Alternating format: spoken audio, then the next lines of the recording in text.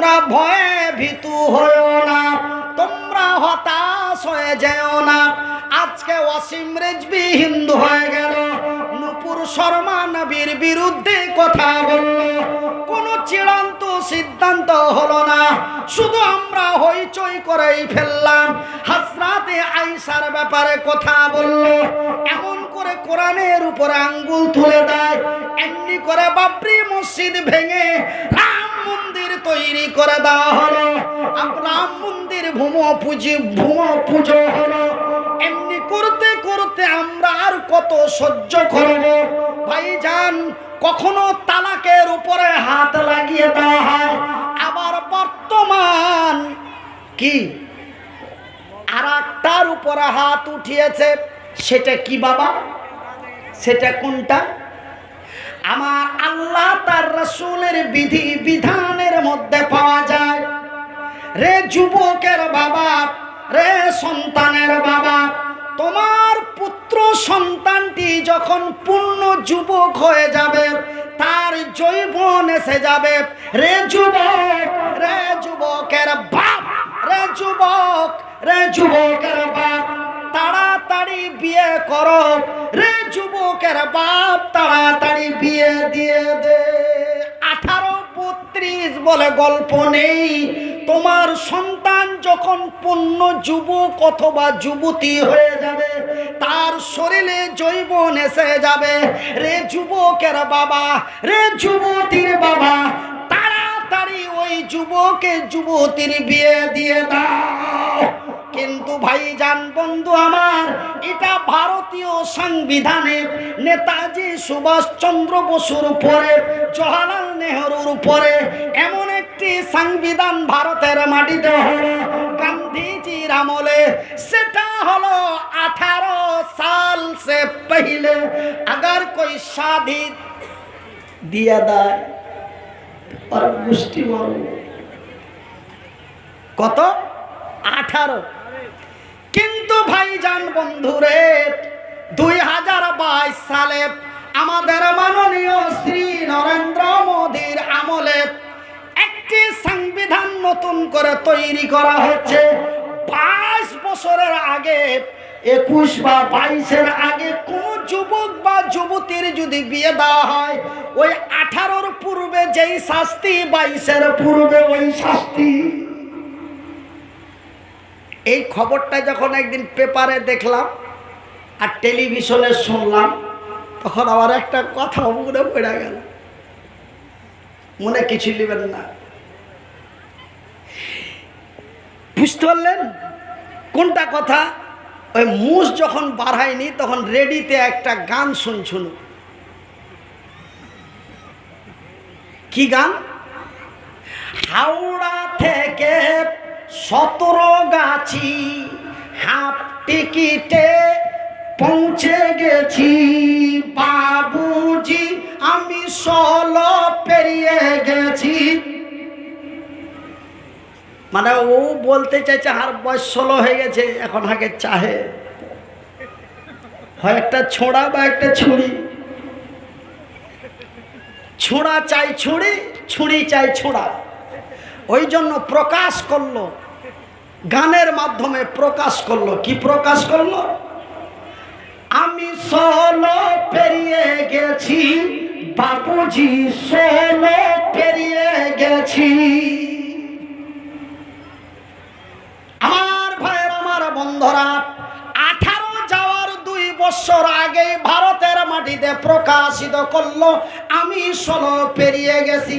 বাজারে 18তে যদি 16-র খবর হয়, তবে 22-এ কি খবর হবে? আমার ভাইরা, কথাগুলি হেসে উড়িয়ে দিবেন না, একটু ভেবে দেখার চিন্তা করুন।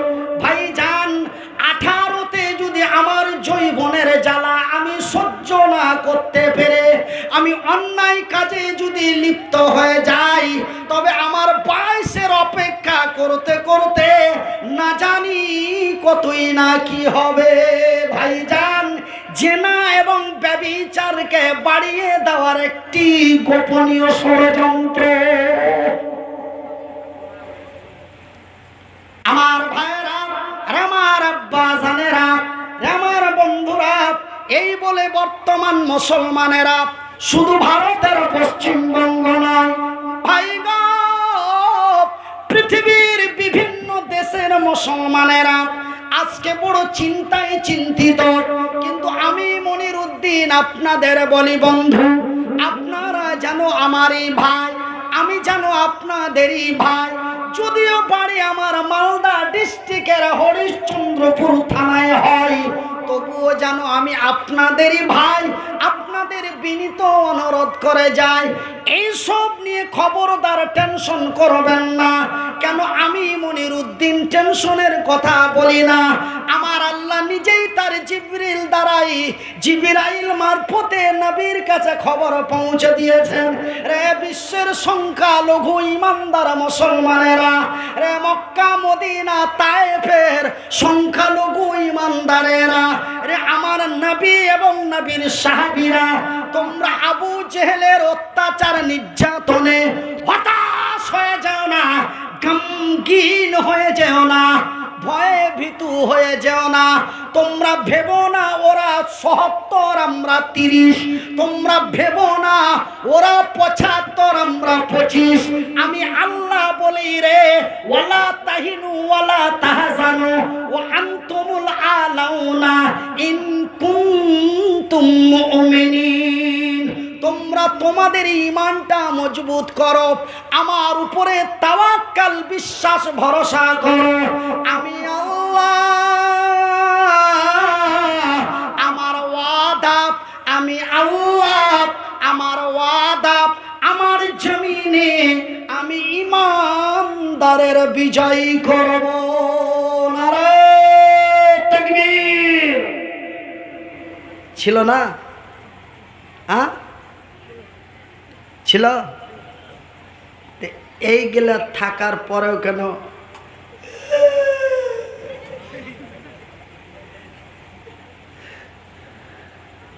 হাজি হাকে গুই ধারমা ওই দিন কারো গলা খাওয়াইছে?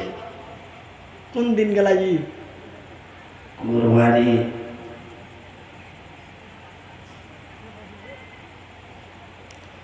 ফের এগুলা কইতে গেলে ফের তখন ফতুয়ালিয়া টানাটানি হয়ে যাবে, কইছে কুরবানির গোশার দিন খাওয়া যায়। তুমি এই কুরবানি থেকে ওই কুরবানিও খাইতে পারো, এটা আমার জানা আছে। সন্দেহ হলে হাত থেকে মোটা মোটা মুলবির কাছে জেনে নিবে, উঁচা উঁচা গালার কাছে। জাগে জাগে জাগে রে মুসলমান, জাগে জাগে জাগে রে মুসলমান, চৌদিকে ফিরিয়ে দেখ তুই তৌহিদি ফরমান। আমার ভাইরা, আমার বন্ধুরা, আমার আব্বা জানেরা, তবে এটা আমার আল্লাহর ওয়াদা, তোমরা ঈমানটা মজবুত করো, আমার উপরে তাওয়াক্কাল বিশ্বাস ভরসা করো। আমি আল্লাহ, আমার ওয়াদা, আমি তোমাদের বিজয় করব। ভাই গো, আমার আব্বা জানেরা, আমি মনিরউদ্দিন আপনাদের এই ভাটল আনসারি পাড়ার মহিলা মাদ্রাসার প্রাঙ্গণে আমার কলমের কালি দিয়ে লিখিত চ্যালেঞ্জ করে যাচ্ছি, বিজয় যদি হতে চান, কল্যাণময় যদি হতে চান, শান্তি বিরাজ যদি করতে চান, ভাই গো, মৃত্যুর পরে জাহান্নাম থেকে বেঁচে যদি জান্নাতে যেতে চান, তবে অন্যায়ের মুখে লাথি মেরে, বাতিলের মুখে ঝাঁটা মেরে, মিথ্যার উপরে পেশাব করে সত্যের পতাকাটা হাতে নিন, মদের বোতলগুলি ভেঙে চুরমার করে দিন, সুদের খাতা থেকে নামটা কেটে দিন। আমি মনিরউদ্দিন গ্যারান্টি চ্যালেঞ্জ দিয়ে বলছি, সেই দিন মক্কা মদিনা তায়েফের মাটিতে ৩,০০০ সৈন্য বিজয় করেছিল ১ লাখের কাছে। কত কত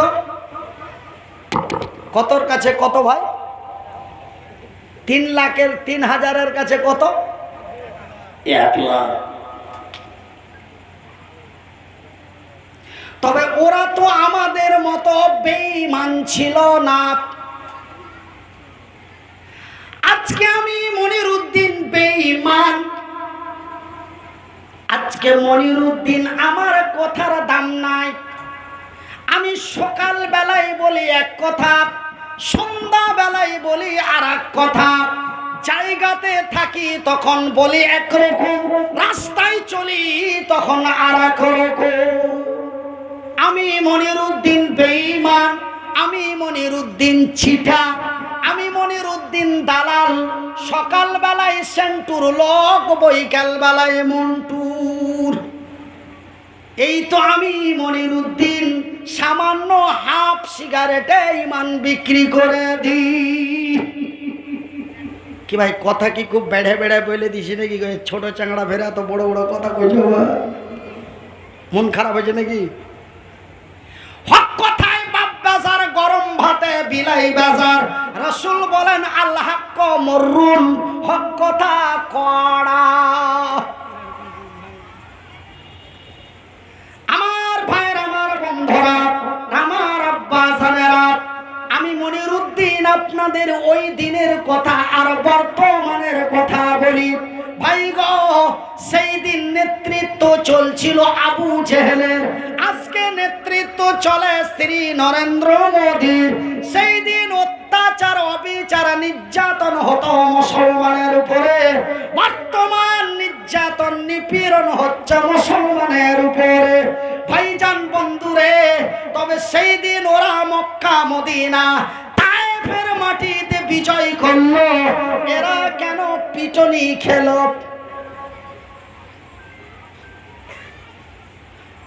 ভাই গো, মনে কিছু নেবেন না, ওরাও তো মুসলমান, আমরাও তো মুসলমান। ওরাও তো ছিল সংখ্যালঘু, আমরাও তো হলাম সংখ্যালঘু। ওদেরও নাম ছিল আব্দুল্লাহ, আমাদেরও নাম আছে আব্দুল্লাহ। ওরাও গরুর মাংস খেত, আমরাও গরুর গোশত খাই। ওদেরও মাথায় টুপি ছিল, ওদেরও মুখে দাড়ি ছিল। তবে ওরা বিজয় হলো, এরা বঞ্চিত হলো। ওরা বিজয় হলো, এরা পেদানি খেল। ও সেই দিন মক্কার মাটিতে কাবা, বাইতুল বাইতুল্লাহ, কাবা বাইতুল্লাহ, মসজিদে হারাম সুরক্ষা হলো। ভারতের মাটিতে বাবরি মসজিদ ভেঙে রাম মন্দির হলো। ভাই গো, ওরাও তো ছিল সংখ্যালঘু, আমরাও তো হলাম সংখ্যালঘু। কারণটা কি রে বলবেন মনিরুদ্দিন ভাই? আপনাকে যখন আমরা শোনার জন্য ডেকেছি, আপনি বলে দিন। ভাইজান বন্ধুরে, পার্থক্য হলো একটাই, ওদের ভিতরে দুইটা জিনিস মারাত্মক ভাবে ছিল, খুব স্পেশাল ভাবে। হৃদয়ের মধ্যে তাদের ভিতরে দুইটা জিনিস ছিল। একজন দাঁড়িয়ে বলতে পারবেন? তাদের মধ্যে দুইটা জিনিস ছিল। এই দুইটা জিনিসের কারণে তারা সেদিন মক্কার মাটিতে বিজয় হয়েছে। 1 লাখের কাছে 3000। তাদের ভিতরে অনলি দুইটা জিনিস ছিল। সে দুইটা জিনিস কি ভাই, একজন বলবেন?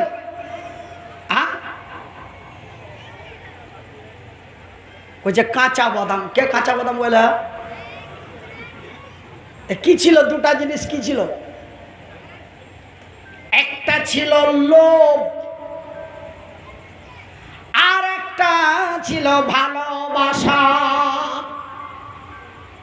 দুটো জিনিস তাদের মধ্যে ছিল, একটা লোভ আর একটা ভালোবাসা।